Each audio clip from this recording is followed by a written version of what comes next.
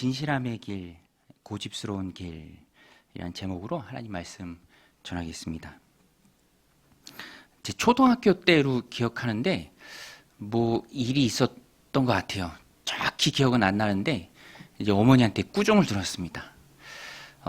초등학교 고학년이었던 것 같아요. 뭐 꾸중 들으면 기분이 안 좋잖아요, 그렇죠? 그래서 냉전을 하고 있었죠, 어머니랑. 냉전을 인상 팍 쓰고 냉전을 하고 있었는데 잠자고 다음날 일어나니까 후회가 드는 거예요. 왜냐하면 그날이 휴일이었거든요. 공휴일. 공휴일에는 TV가 하루 종일 하고 그렇죠. 재밌는 것도 많이 하잖아요. 그러니까 봐야 하는데 TV는 부모님 방에 있으니까 생각해 보니까 제 손해더라고요. 제 손해. 냉전이 제 손해고요. 인상을 팍 쓰는 게 제 손해고. 그래서 제가 결단을 하고 정식으로 어머니께 사죄드렸죠. 어머니, 제가 잘못했습니다. 그리고 휴일날 TV에서 하는 하루 종일 TV가 하니까 재미있게 프로그램을 봤던 기억이 있습니다. 아마 우리 성도님들도 그런 경험이 있으실 거예요. 자존심 세워봤더니 그쵸? 내 손해더라. 나만 힘들더라. 오히려 상대방은 생각도 안 하더라.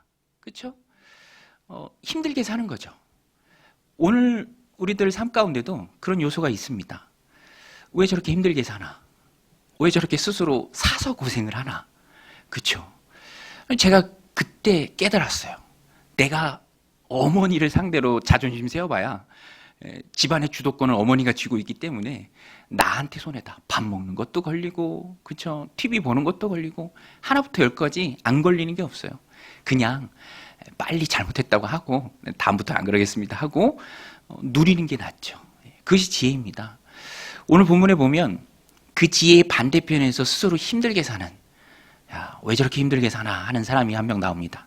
바로죠, 바로. 완악함의 대명사. 예전 성경에는 강팍으로 돼 있죠. 강팍한 사람, 바로. 스스로 힘들게 사는 사람의 전형입니다. 자기가 선택한 거예요. 자기가 선택한 거. 오늘 본문을 보면 그 내용이 쭉 나옵니다. 여러분, 힘들게 살든지 편하게 지혜롭게 살든지 결국에는 자기가 선택하는 겁니다. 제 예수영전 모임 우리 교회에서 할 때도 항상 그 얘기를 해요. 마지막까지 당신의 선택이다. 영접하든지 그렇지 않든지.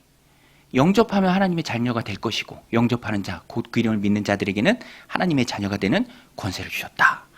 하나님 자녀입니다. 예수님 영접하면. 영접 안 하면 그것도 물어봐요. 영접 안 하면 할 수 없는 거죠. 자기가 선택한 거고 자기 책임입니다.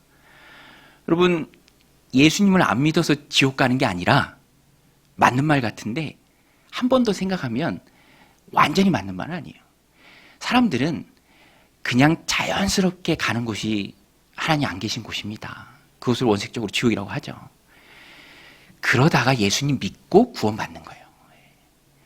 자연적으로 사망을 향해서 달려가고 영원한 죽음을 향해서 달려가다가 자기가 선택하고 예수님 영접하고 구원받고 하나님 자녀가 되는 것입니다. 그 중심에 선택이 있어요. 여러분, 그러니 선택이 얼마나 중요합니까? 우리 한번 따라 해볼게요. 선택은 중요하다. 여러분, 개인에 있어서도 그 구원의 선택을 하면, 예수님을 영접하면 하나님 자녀가 돼요. 선택이 너무너무 중요하죠. 오늘 바로도 스스로 힘들게 살기를 선택했습니다. 오늘 본문이 애굽에 내려진 10가지 재앙 중 첫 번째 재앙인데요. 여러분, 첫 번째 재앙이 뭐죠? 우리 명문주일학교 나오신 분들은 다 아는, 그렇죠? 피, 강물이 피가 되는 거. 근데 사실 강물뿐만 아니라 뭐 본문에도 나와요. 뭐 저수지의 물, 그릇에 담겨있던 물, 늪지대의 물 다 피로 변했습니다. 뒷부분에 나오는데 마실 물을 구하기 위해서는 나일 강가를 파야 했어요. 그러니까 끔찍한 재앙이고요. 처음부터 정말 만만한 재앙이 아닙니다. 고기가 다 죽고 썩은 내가 진동하고 나일강은 애굽 사람들이 신으로도 섬기는 자신들에 있어서 가장 큰 축복이라고 여겼던 강입니다. 그런데 그 강이 피로 물든 거예요. 하나님의 어마어마한 심판이죠. 끔찍한 재앙, 애굽 사람들 사서 고생을 했습니다. 애굽 사람들이 문제가 아니죠. 바로가 문제입니다. 바로. 바로 한 사람 때문에 엄청나게 고생을 당한 거예요. 오늘 뉴스 보니까 푸틴이 뭐 러시아 병사들 병든 이제 다친 사람들 병문안하면서 그런 얘기 하더라고요. 아, 여러분 원하면 고향으로 들어가서 공부해도 된다. 그런데 나라는 여러분들의 경험을 원한다. 나는 다시 전쟁터로 나가줬으면 좋겠다. 푸틴 한 사람 때문에 얼마나 많은 사람이 고생합니까?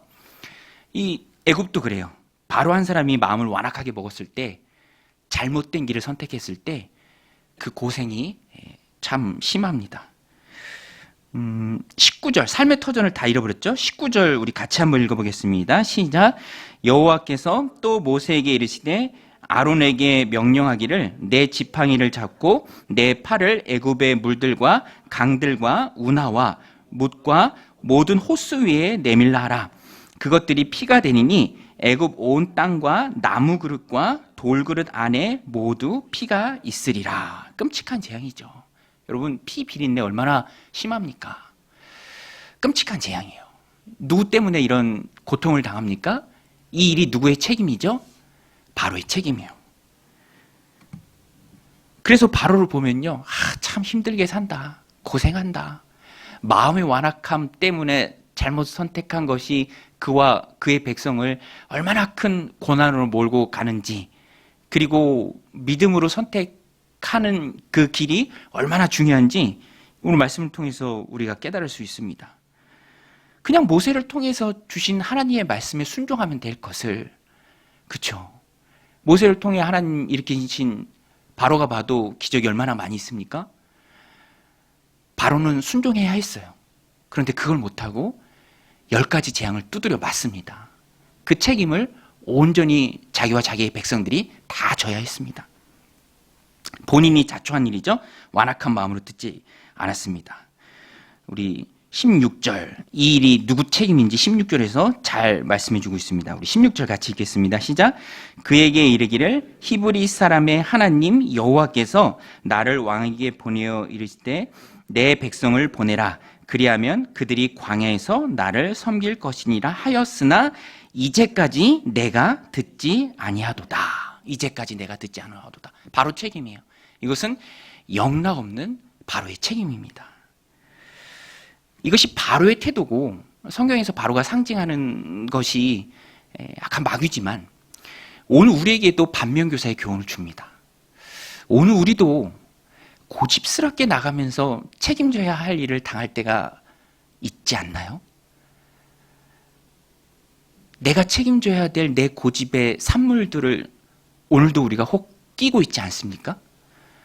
내 마음의 완악함에 따라서 하지도 않아야 될 고생을 스스로 하고 있지 않습니까? 인상 팍 쓰고 자존심 팍 세우고 보고 싶은 거 못 보고 먹고 싶은 것도 못 먹고 고생하고 있지 않습니까? 다윗 보세요, 여러분. 선택이 얼마나 중요합니까? 다윗이 물론 범죄한 이후에 하나님 앞에 다 용서받았지만 그러나 그 죄의 책임은 그가 지고 가야 했어요. 가정이 풍비박산 나고요. 아들에 의해서 쫓겨나가는 형국에 처합니다. 책임이 따른다라는 사실을 우리가 잊지 말아야 돼요. 제가 아는 친구 목사님도 이제 결혼을 할 때 신앙을 봐야 되는데 이 친구가 좀 젊어서 외모를 많이 봤대요. 외모. 신앙을 봐야 되는데 외모. 그 외모에 대해서는 저희 어머니가 제가 학생 때 저한테 분명히 얘기해 주셨어요. 대학생 때. 제가 뭐 외모 이렇게 얘기하니까 어머니가 아주 그냥 마음에 확 박히게, 야, 쓸데없는 소리 하지 마라. 얼굴 뜯어먹고 사는 거 아니다. 아주 그냥 마음에 콱 박히게. 그렇죠? 근데 이 친구는 본인이 그래요. 스스로 무덤을 봤다. 외모를 많이 봤어요. 그래서 예수님 믿는 줄 알고 결혼했는데 목사예요, 목사. 근데 예수님을 안 믿는 거예요. 속았지. 그래서 요새는 목회도 못하고 너무너무 안타까운 건 지난주에 통화했는데 자녀를 교회에 못 데리고 간대요. 안 돼요. 자녀를. 그거 어떻게 해요? 자녀를 못 데리고 가게 하니까. 아내야 그렇다 쳐도 자녀는 어떻게 해요? 벌써 막 사전 작업을 해서 부모가 싸우게 만들면 자녀가 안 갈 테니까 싸우지 말라고 이래 버리는 거예요. 그러나 물러서면 안 되죠. 저는 물러서지 말라. 어차피 한 번은 겪어야 될 싸움이다. 그렇게 권면해 줬는데 스스로 그런 책임을 지고 가는 것이죠. 여러분, A냐 B냐 선택의 문제인 것에 대해서는 중요하지 않습니다. 뭘 선택해도 돼요. 그러나 옳음이냐 그름이냐 하나님의 뜻이냐 아니냐 하나님 편에 서는 것이냐 세상 편에 서는 것이냐에 대해서는 선택을 잘해야 됩니다. 바로의 잘못된 선택으로 인해서 모두가 고생하고 있어요. 다 피로 변했습니다. 그래도 마음이 완강해요. 오로지 바로가 하나님의 말씀을 듣지 않고 순종하지 않았기 때문에 10가지 재앙? 하나님 너무 하시는 거 아닌가? 너무 과하시는 거 아닌가? 잔인한 거 아닌가? 하나님이 잔인한 게 아니라 바로가 완악한 거예요. 세상에 재앙을 10번이나 맞고도 나중엔 뭐 다 홍해에 수장되지 않습니까? 그만큼 마음을 악하게 먹었다라는. 여러분, 저는 이 말씀을 통해서 한 가지 깨달았습니다. 사람 앞에는요, 진실함과 고집의 길이 있어요. 내가 하나님 편에서 진실한 길을 갈 것이냐, 그렇지 않으면 내 고집 꼭 붙들고 my way, 내 고집의 길을 갈 것이냐. 결과는 하늘과 땅입니다. 바로는 지금 고집의 길을 가고 있습니다. 기적을 보고도 하나님의 말씀 명백하게 전해 듣고도 듣지 않는 이유는 그의 마음이 완악하기 때문이에요. 이 점 성경 번역에는 강팍하다. 이게 송아지 앞다리를 좀 보여주는 이미지가 포함이 돼요. 강팍하다. 송아지가요. 저도 어렸을 때 이제 송아지 크기에 따라서 우사를 옮겨 다니는데, 혹은 울타리를 뚫고 나오면 다시 울타리 집어넣을 텐데, 이렇게 목줄을 하고 끌어도 고집 있는 송아지들은 앞발을 단단하게 세우잖아요. 그 별로 튼튼해 보이지도 않는 앞발을 아주 그냥 단단하게 세웁니다. 그러고 끌면은요, 고집을 부리면, 안 끌려고 고집을 부리면 목이 빠져라 뒤로 물어서면 앞발을 꼿꼿이 폈기 때문에 땅이 패일 정도예요. 땅이 패일 정도. 그러면 그런 송아지는 어떻게 됩니까? 바빠 죽겠는데, 힘들어 죽겠는데 어떻게 해야 되죠? 그런 송아지는 매가약이죠. 두드려 맞아야 돼요. 뭐 자비가 있습니까? 그냥 빨리 넣어야 되는데 짜증. 바로가 지금 그거 하고 있는 거예요.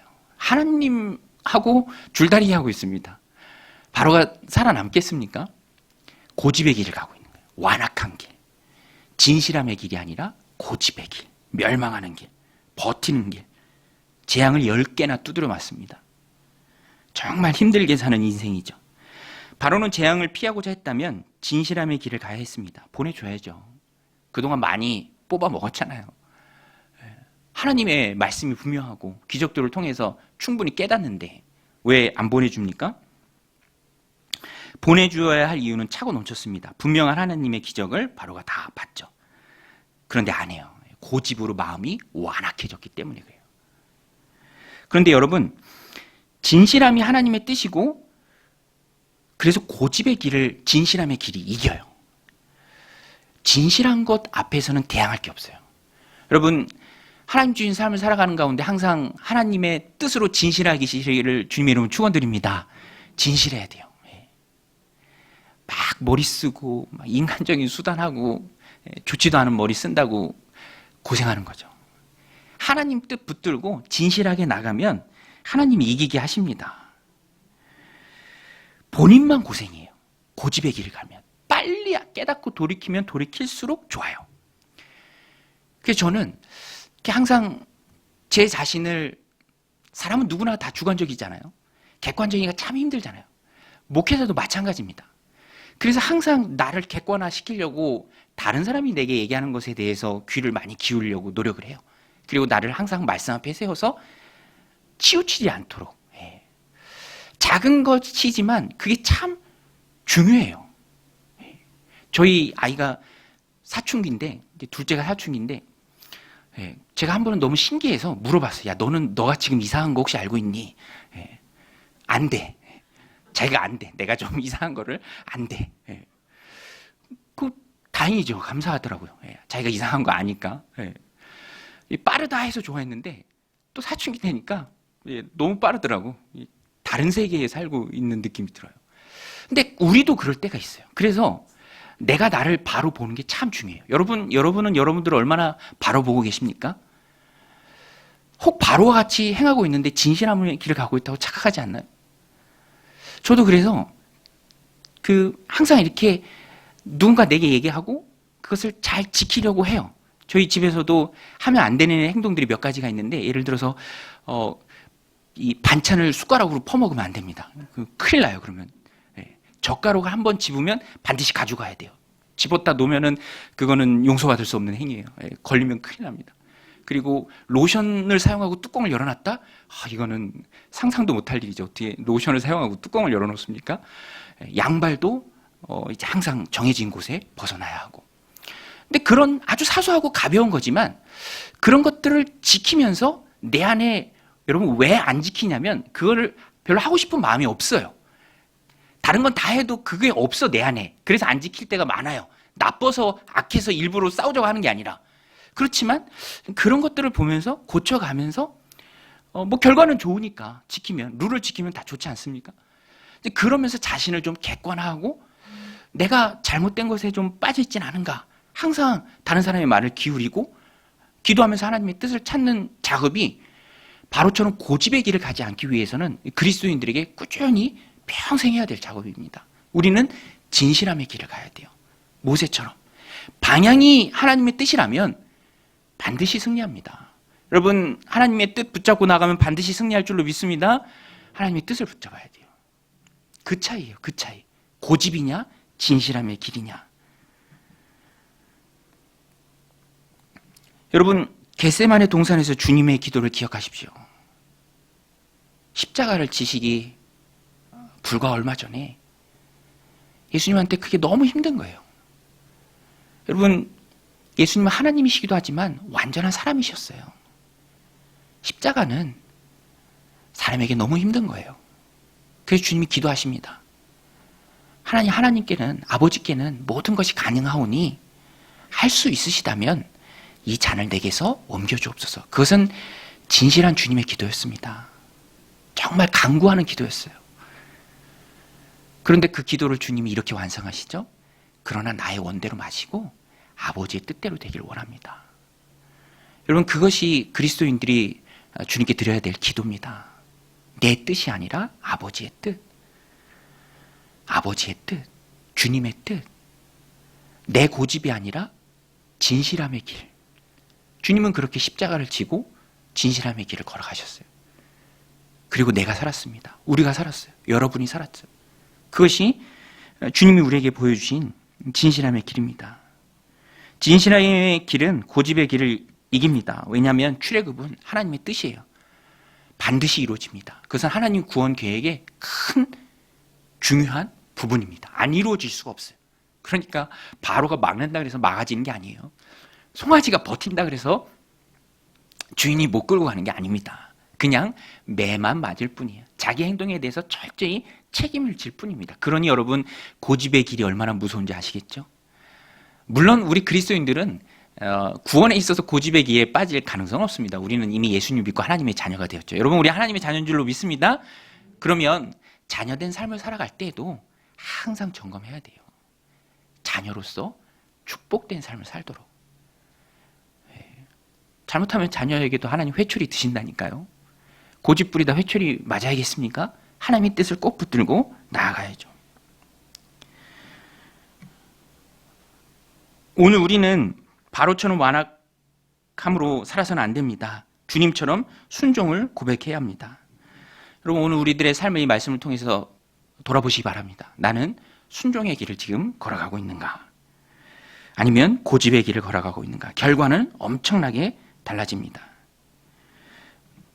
집에서 조그만 것만 내려놔도, 고집 부리지 않아도 정말 큰 평화가 찾아와요. 하물며 우리의 인생 가운데 하나님 편에 꼭 붙어 있다면 얼마나 큰 하나님 부어주시는 축복이 있겠습니까? 영적으로 고집을 버리고 예수님을 영접하면 영생을 얻고요. 일상에서 말씀을 붙들고 진실하게 순종의 길을 가면 하나님께서 나를 통해 일하십니다. 그리고 약속된 축복을 충만히 부어주세요. 오늘 말씀 마음에 새기고 고집의 길이 아니라 진실함의 길을 가시기를 주님의 이름으로 축원드립니다. 또 한 가지 오늘 본문에 중요한 게 그럼 바로는 왜 이토록 마음이 완악했을까? 여러분 바로가 왜 이렇게 마음이 완악했을까요? 왜 이렇게 완악했을까요? 어지간하면 좀 바뀔 만도 한데 네. 오늘 본문에 그 이유가 나옵니다. 22절인데요. 우리 22절 같이 한번 읽겠습니다. 시작. 애굽 요술사들도 자기들의 요술로 그와 같이 행함으로 바로의 마음이 완악하여 그들의 말을 듣지 아니하여 여호와의 말씀과 같더라. 바로의 마음이 완악한 이유가 성경이 참 여러 가지 나오는데 오늘 본문을 중심으로 보면 이거예요. 이거.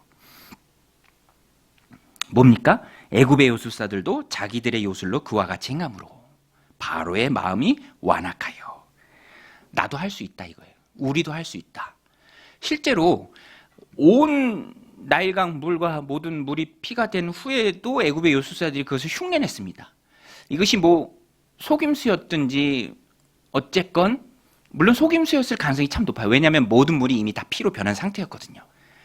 그리고 진짜 애굽의 요술사들이 능력의 요술사들이라면 그 왜 피로 만듭니까? 피가 된 거 물로 만들어서 마셔야지. 안 그래요?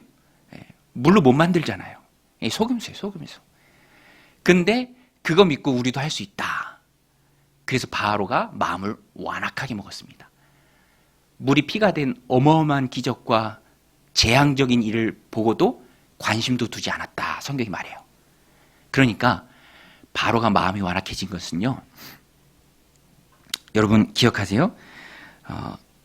한 가닥 세상 것 붙들고 있었던 거예요. 믿는 구석이 있었던 거예요. 아, 그거 우리도 할 수 있거든? 나도 있거든? 그게 뭘 대단하다고 그래. 그 마음이 완악해진 것입니다. 애굽 요술사들도 자기들의 요술로 그와 같이 행함으로 바로의 마음이 완악하여 그들의 말을 듣지 아니하니라. 여러분 이 장면을 한번 보십시오. 진노의 심판 앞에서도 나일강 그 전체가 다 피로 변하는 그 상황 가운데서도 믿는 구석 하나 있기 때문에 한 가닥 세상의 것 붙들고 있다고 모세의 말을 듣지도 않고 떠나가 버리는 거예요. 믿을 구석이 문제예요. 믿을 구석. 여러분 어떻게 생각하십니까? 믿을 구석이 문제예요. 믿을 구석이 있기 때문에 안 나와. 아직 살만하거든. 그렇죠? 괜찮아. 덜 깨졌어. 덜 맞았어. 아, 우리도 할 수 있거든. 우리도 피로 변할 수 있어. 이게 저주입니다. 저주. 그 어떤 분이 그 젊은 사업하시는 분인데 잘 돼요. 잘 돼. 몇 년 전에 들었던 이야기인데 근데 잘 되니까 주변에서 그렇게 복 받았다고. 그렇게 막 축하해주고 하나님 복 받았다고 막. 근데 자기는 사업이 잘 되면 잘 될수록 하나님한테 멀어진 게 막 느껴진대요. 근데 주변에서는 막 박수 쳐주고 축복받았다 그러고. 그래서 그게 진짜 축복인지 자기가 참 궁금하다고. 그래요. 배부르고 등 따수면 종교에 대한 마음이 아예 없어지는 게 사람입니다. 기독교가 아니라 아예 종교에 대한 마음이. 제가 어떤 미국 드라마 예전에 봤었는데 재미있는 시트콤 드라마예요. 에피소드 중에서 주인공 둘이 TV를 사고 안락 의자를 샀어요. 뒤로 이렇게 리클라인 되는 거, 막 젖혀지는 거. 그러니까 너무 좋아서 두 청년 남자가 계속 TV만 봐. 하루 종일 TV만 봐요. 에피소드로 재밌게 나온 내용이에요. 근데 그러다 아파트에 불이 났어요. 근데 TV 보는 거에 하도 빠져서 재밌게 하려고 이렇게 꾸민 거죠. 이 주인공 한 명이 의자에서 이렇게 몸을 기울여서 바닥에 손을 대보는 거예요. 그러더니 야 아직 안 뜨거우니까 조금 더 보다 가자. 재밌게 하는 건데 우리에게 시사하는 바는 참 커요. 마지막까지 심판 앞에서도 하나님의 진노 앞에서도 마지막까지 할 수 있는 거 하나, 믿을 구석 하나, 세상 것에 붙어있는 그 한 가닥 만족, 그거 붙들고 자존심을 세운다. 이 바로가 딱 그렇습니다. 오늘 우리가 살아가는 세상의 모습도 그런 것 같아요. 믿을 구석이 있는데 구태여. 아직 세상이 좋은데 굳이. 점점 멀어지는 것이죠. 그래서 하나님께서 정말로 사랑하시면 고난을 줘서라도 부르시는 것 같아요. 그래서 그리스도인들은 고난을 바라보는 개념 자체가 바뀌어야 합니다. 축복 가운데 하나님에게서 멀어진다면 그것은 진정한 축복이라고 하기 어렵고요. 고난 가운데 하나님을 진실로 만난다면 그것 또한 고난이라고 말하기는 어려울 거예요. 내 영혼의 상태에 영향을 끼치잖아요. 바울은 육체의 가시를 축복으로 바라보게 되었습니다. 고린도후서 12장 7절 9절인데요. 여러 계시를 받은 것이 지극히 크므로 너무 자만하지 않게 하시려고 내 육체의 가시 곧 사탄의 사자를 주셨으니 이는 나를 쳐서 너무 자만하지 않게 하려 하심이라. 이것이 내게서 떠나가게 하기 위하여 내가 3번 주께 간구하였더니 나에게 이르시기를 내 은혜가 내게 족하도다. 이는 내 능력이 약한 데서 온전하여 짐이라 하신지라. 그러므로 도리어 크게 기뻐함으로 나의 여러 약한 것들에 대하여 자랑하리니 이는 그리스도의 능력이 내게 머물게 하려 함이라. 여러분, 한 가닥 세상 것이 의지의 대상이 되어서 내가 주님 앞에 나오는 것을 가로막는다면, 혹 그리스도인의 야성이 내 안에서 무너져 간다면 그것은 진정한 축복이라고 말하기 어려울 것입니다. 반면에 이 바울처럼 육체의 가시, 그런데 그것을 새롭게 바라보게 되죠. 하나님 나를 이만큼 사랑하시는구나. 약할 때 강함이 나오는구나. 오늘 우리는 주님만 의지해야 합니다. 믿는 구석은 신앙의 독이 될 수 있어요. 인간적인 방법이 아니라 믿음의 진실한 길을 걸어가야 합니다. 그래서 오늘 우리는 엎드려서 하나님의 은혜를 구해야 합니다. 바울도 기도했잖아요. 바울이 그 육체의 가시가 떠나가기를 3번 기도했다고 하는데 아침, 점심, 저녁 3번이 아닙니다. 유대인들은 1번, 2번, 3번 하면은 한 번에 40일 세트예요. 그러니까 120일 정도, 4개월 정도 지속적으로 기도했던 거예요. 그 기도의 시간을 통해서 이 육체의 가시가 하나님 은혜구나. 내게 하나님 은혜가 족하구나. 완전히 생각이 바뀌어버렸죠. 상황은 바뀌지 않았는데 생각이 바뀌어버렸습니다. 오늘 우리도 믿음과 신앙의 진실한 길을 가고자 할 때 우리의 생각이 바뀌어야 돼요. 진정한 축복은 나를 하나님께 가까이 가게 하는 것입니다. 그것이 무엇이 됐든 나를 하나님께 가까이 인도한다면, 기도의 자리로 인도한다면 그것이 하나님 내게 허락하신 귀한, 바울에게 있어서 육체의 가시와 같은 귀한 축복이다라는 것입니다. 여러분, 한 가닥 세상 것에 묶이지 마시길 주님의 이름으로 축원드립니다. 우리의 믿을 대상은 주님밖에 없습니다. 그것을 깨닫고 늘 주님 앞에 부르짖어야 합니다. 어떨 때 내게 임하는 고난이 나를 연단하죠. 용광로가 불순물을 태우는 것처럼 고난이 용광로가 되어 나의 불순물을 다 태우고 순전하게 하나님 앞에 세운다라는 것입니다. 오늘 이 말씀 마음에 새기고 하나님의 뜻을 행하는 진실함으로 거짓의 세상을 이기는 거룩한 능력의 종들이 다 되시기를 주님의 이름으로 간절히 축원드립니다.